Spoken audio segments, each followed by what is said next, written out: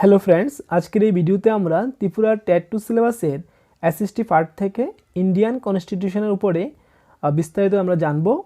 দেখো, আমরা জানি ইন্ডিয়ান কনস্টিটিউশনটা হলো অনেক বড় একটা টপিক, তা আমাদেরকে এই টপিকটা পুরো একটা ভিডিওর মধ্যে কভার করা সম্ভব হবে না, তাই আমরা বিভিন্ন ভিডিওর মাধ্যমে এই ইন্ডিয়ান কনস্টিটিউশনটা কমপ্লিট করব। ঠিক আছে, তাহলে আজকে আমরা প্রথম যে ইন্ডিয়ান কনস্টিটিউশন যে রচনার ক্ষেত্রে যে গণপরিষদের যে ভূমিকা রয়েছে সেটা সম্পর্কে আমরা বিস্তারিত জানব, আর কনস্টিটিউশন যে কি সেটা ধারণাটা আমরা এই ভিডিওতে জানবো। ঠিক আছে, আর আমি এই চ্যানেলে ত্রিপুরা টেট 2 এবং এসটিটি সিলেবাসের প্রতিটি টপিক অনুসারে ভিডিও আপলোড করে থাকি। তোমরা যদি আগের ভিডিওগুলি না দেখে থাকো তাহলে ডিসক্রিপশনে লিঙ্কে গিয়ে দেখে নিতে পারো। ঠিক আছে, আর আমার ডিসক্রিপশনে টেলিগ্রাম চ্যানেলের লিঙ্ক দেওয়া আছে, সেখানে গিয়ে জয়েন হতে পারো। তাহলে আমরা শুরু করি। যেহেতু ইন্ডিয়ান কনস্টিটিউশন নিয়ে ভিডিওটি তৈরি, তা আমরা প্রথমে কনস্টিটিউশন অর্থাৎ সংবিধান কি সেটা সম্পর্কে জানব। দেখো, সংবিধান বলতে রাষ্ট্র পরিচালনার নিয়মকানুনকে বোঝায়। আমরা জানি কোনো একটা দেশ পরিচালনা করার ক্ষেত্রে যে বিভিন্ন নিয়মকানুনগুলো রয়েছে সেগুলোকে যে একটি দলিলের মধ্যে লেখা রয়েছে থাকে সেটাকে আমরা সংবিধান বলি। ঠিক আছে, যেমন আমাদের কোনো প্রতিষ্ঠান বলো বা কোনো সংগঠন বলো, যেটা আমরা সুষ্ঠুভাবে যদি পরিচালনা করতে যাই তাহলে আমাদেরকে অনেকগুলো নিয়মকানুন মেনে চলতে হয়। আর এই নিয়মকানুনগুলি যেমন প্রতিষ্ঠানের ক্ষেত্রে প্রয়োজন, সেভাবে আমাদের রাজনৈতিক প্রতিষ্ঠানের হিসাবে রাষ্ট্রের ক্ষেত্রেও দেখা যায়। আর রাষ্ট্র পরিচালনার জন্য এই যে একান্ত যে আবশ্যক নিয়মকানুনগুলি সেটাকে আমরা সংবিধান বলবো। তাহলে এটা মনে রাখবে, রাষ্ট্র পরিচালনার নিয়মকানুনগুলোকে যে দলিলের মধ্যে লেখা থাকে সেটাকে আমরা সংবিধান বলবো। এই যে সংবিধান, এটির ইংরেজি প্রতিশব্দ হলো কনস্টিটিউশন। এই কনস্টিটিউশন শব্দটি লাতিন শব্দ কনস্টিটিউট থেকে উৎপত্তি হয়েছে, যার অর্থ হলো নির্মাণ করা। তাহলে মনে রাখতে হবে কনস্টিটিউশন শব্দটি কোন শব্দ থেকে এসেছিল? লাতিন শব্দ কনস্টিটিউট থেকে, তার অর্থ কি? নির্মাণ করা। ঠিক আছে, তাহলে আমরা এবারে গণপরিষদ সম্পর্কে বিস্তারিত আমরা জানবো। ঠিক আছে, তাহলে গণপরিষদের যে ধারণাটা প্রথমে কই থেকে আসতো এটা সেটা আমরা জানবো। ঠিক আছে, গণপরিষদ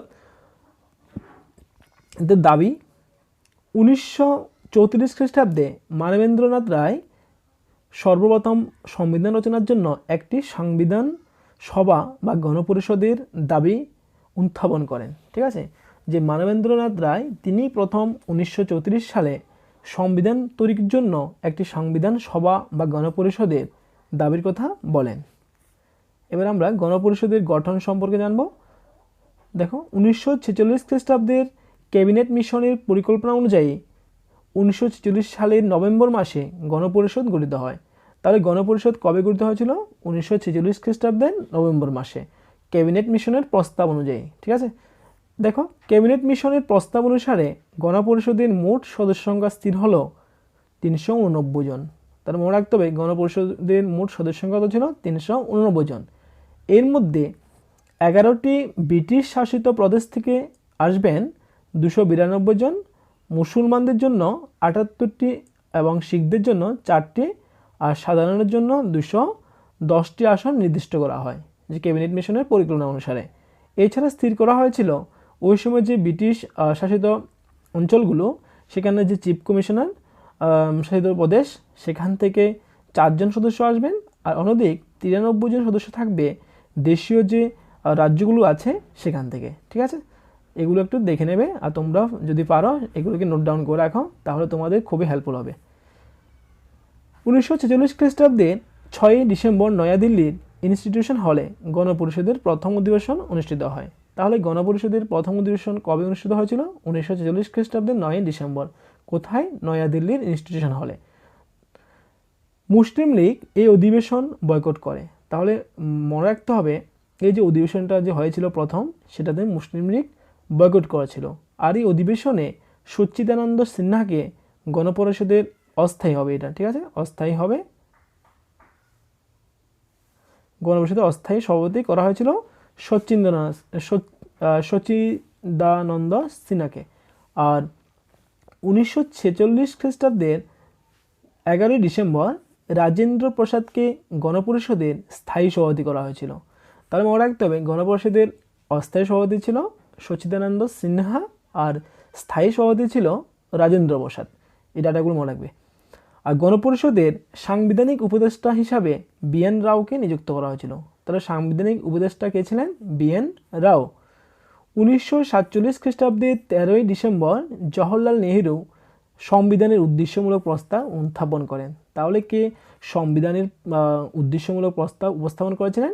জওহরলাল নেহেরু। 1947 সালের 13ই ডিসেম্বর, খুব ইম্পর্টেন্ট। 1947 সালের 22শে জুলাই গণপরিষদে ভারতের জাতীয় পতাকা গৃহীত হয়। মনে রাখবে, গণপরিষদে টোটাল 11টি অধিবেশন বসেছিল, তার মধ্যে 1947 সালে যে অধিবেশনটা হয়েছিল সেখানে গণপরিষদে ভারতের যে জাতীয় পতাকা আছে আমাদের, সেটা গৃহীত হয়েছিল। ঠিক আছে।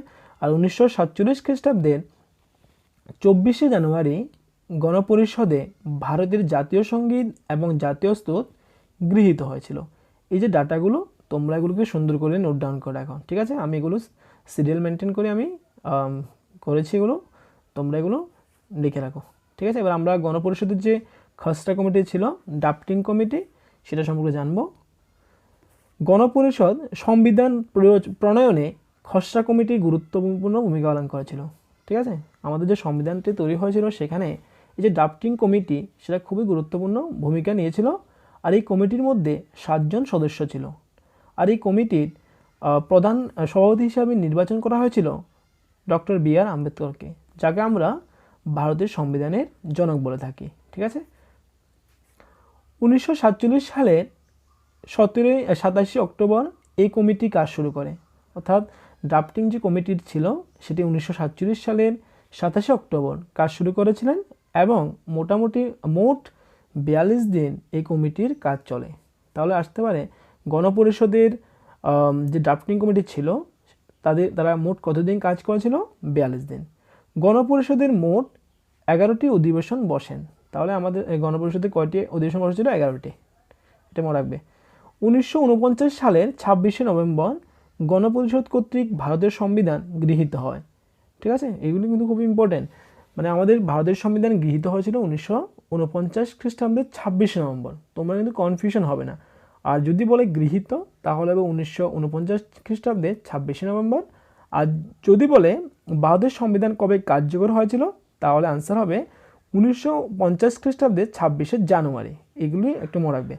আর যখন ভারতের সংবিধান গৃহীত হয়েছিল তখন 395টি ধারা ছিল এবং 22টি অংশে বিভক্ত ছিল এই ধারাগুলো আর কি, আর 8টি তফসিল ছিল ওই সময়ে। 1950 খ্রিস্টাব্দে 24শে জানুয়ারি গণপরিষদের সর্বশেষ অধিবেশন বসে। তাহলে আসতে পারে গণপরিষদের সর্বশেষ অধিবেশন কবে হয়েছিল? 1950 খ্রিস্টাব্দের 24শে জানুয়ারি। আর 1950 খ্রিস্টাব্দের 26শে জানুয়ারি ভারতীয় সংবিধান কার্যকরী হয়েছিল। তখন থেকে আমাদের সংবিধানটা লাগু হয়েছে। ঠিক আছে। এবার আমরা আরও কিছু গুরুত্বপূর্ণ তথ্য জেনে নিই এই সম্পর্কে। গণপরিষদে মোট মনোনীত সদস্য সংখ্যা কত ছিল?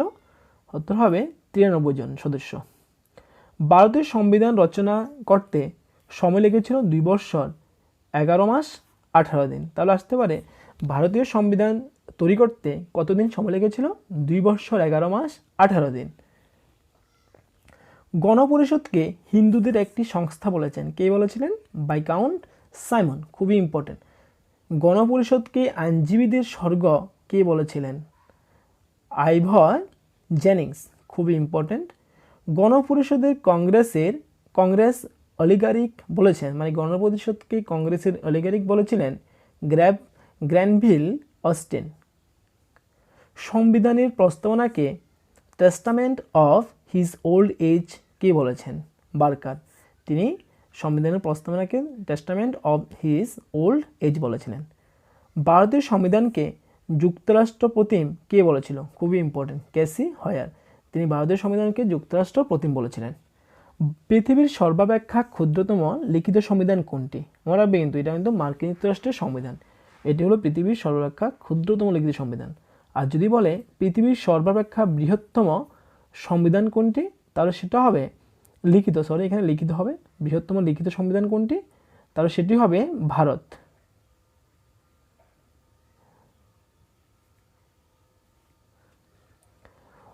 উনিশশো 2002 সালের 86তম সংবিধান সংশোধনের মাধ্যমে 6 থেকে 14 বছরের শিশুকে শিক্ষাদানের কথা ঘোষণা করা হয়েছিল। তাহলে কততম সংবিধান সংশোধনের মাধ্যমে 6 থেকে 14 বছরের শিশুদের বাধ্যতামূলক শিক্ষাগত বলেছিল 2002 সালের 86তম সংবিধান সংশোধনের মাধ্যমে।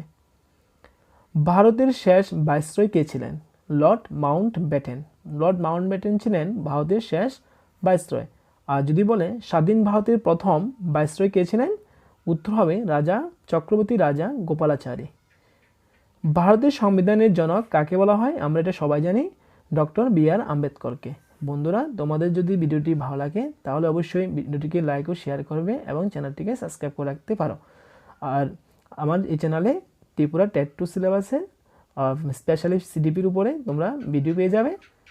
আর তোমাদের সবাইকে ধন্যবাদ সম্পূর্ণ ভিডিওটি দেখার জন্য। ঠিক আছে।